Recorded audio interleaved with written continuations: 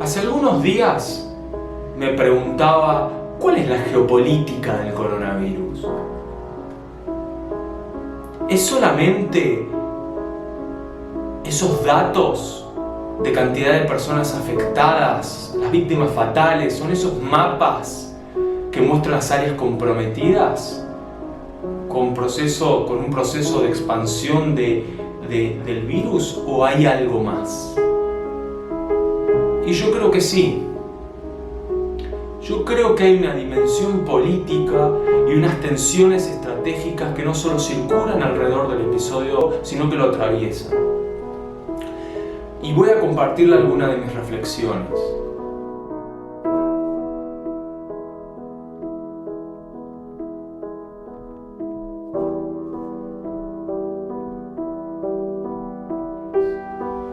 En primer lugar, cuando hablamos de un proceso pandémico o epidémico, el punto de partida es obviamente el virus o el microorganismo que lo está generando, ¿no?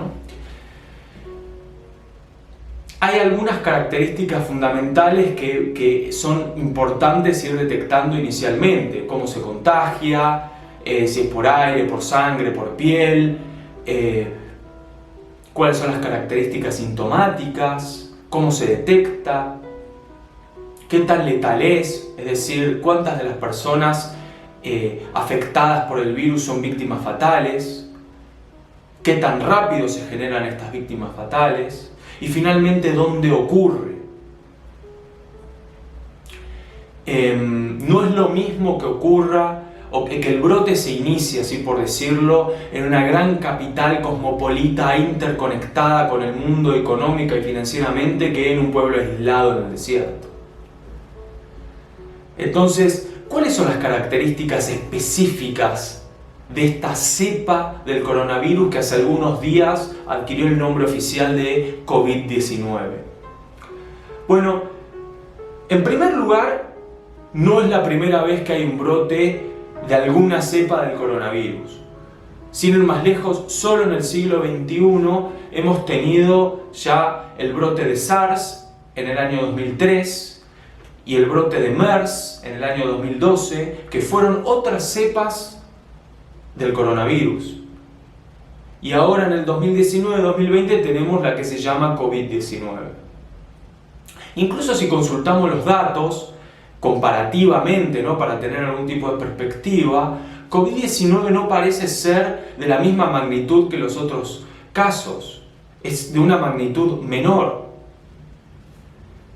No hay que olvidarse que, de acuerdo a los datos oficiales, deben haber más de 65.000 personas afectadas en China, pero China tiene una población de 1.425 millones de habitantes. Estamos hablando de un 0,00045 de personas afectadas, y de esas personas afectadas entre un 1 y un 2% son fatales. Realmente las cifras son relativamente bajas. No con esto quiero menospreciar o invalidar la tragedia que representa el hecho de que hayan fallecidos, pero está bueno tratar de contextualizar el proceso pandémico en datos duros y en perspectiva. Entonces, ¿qué es lo que causa tanta preocupación, digamos? Y bueno, en primer lugar, porque no solamente estamos hablando del virus. Y en segundo lugar, porque el impacto del virus en el mundo trasciende al virus en sí mismo. ¿Cuál es la política que hay alrededor y que ha trascendido en el contexto del coronavirus? Bueno, que Estados Unidos y China han estado en una guerra comercial hace algunos años ya. Y justamente la firma de uno de los primeros acuerdos para tratar de minimizar el daño de esa guerra comercial entre estas dos grandes potencias fue firmado en el contexto del nacimiento del brote. El brote estaba surgiendo a fines del año 2019, en diciembre. El 15 de enero del 2020 se firmó el acuerdo y hacia el 20-30 de enero se declaró la emergencia global. Ahora me pregunto, ¿cómo impacta declarar una emergencia internacional de un virus que surge en China en la economía china? Entonces, vale la pena entender un poco y profundizar un poco que lo que le está pasando a China no es solo la contención de un virus. Es un severo impacto en su economía y en sus finanzas, en su proceso de producción. No es extraño que haya salido a la luz la noticia de China está haciendo un hospital en 10 días. ¿Qué es lo que está tratando de demostrar? Está tratando de demostrar capacidad, está cuidando su reputación. Su reputación económica, financiera y tecnológica. Porque mientras antes salga de este proceso, más puede volver a normalizar su situación económica. Además hay que agregar que China ya tiene su legitimidad comprometida hace algunos meses debido a las protestas en Hong Kong. Que salga la noticia de que si esta enfermedad no se contiene, un 60 o un 80% de la humanidad va a verse comprometido, afecta directamente a la economía china. Por eso es un poco extraño, por un lado, las noticias que circulan alrededor del pánico que genera el COVID-19 y por el otro lado, cómo China responde a ello. Por un lado, la información que ha ofrecido China no ha sido del todo fehaciente y por eso han habido acusaciones cruzadas entre China y Estados Unidos con respecto a este fenómeno. Incluso ahora, a principios de febrero del 2020, un epidemiólogo muy conocido, Gabriel Leung, que es de la Universidad de Hong Kong, nacido en Hong Kong y muy reconocido por la Academia Norteamericana, salió a decir que si no se contiene el virus, un 80% de la humanidad va a verse comprometida. Bueno, puede ser cierto, pero al mismo tiempo el mero hecho de hacer semejante afirmación genera inseguridad e incertidumbre no solamente con respecto a la política china, sino con respecto a la economía china. Y encima, bueno, justo un hongkonés. Vienen sufriendo protestas sociales desde Hong Kong y justo un referente de una universidad de Hong Kong, nacido en Hong Kong, sale a, digamos, hacer una afirmación de semejante magnitud. Entonces, ¿qué podemos esperar en este 2020? ¿Cuál va a ser el impacto geopolítico? Bueno, en primer lugar, va a haber un estancamiento global.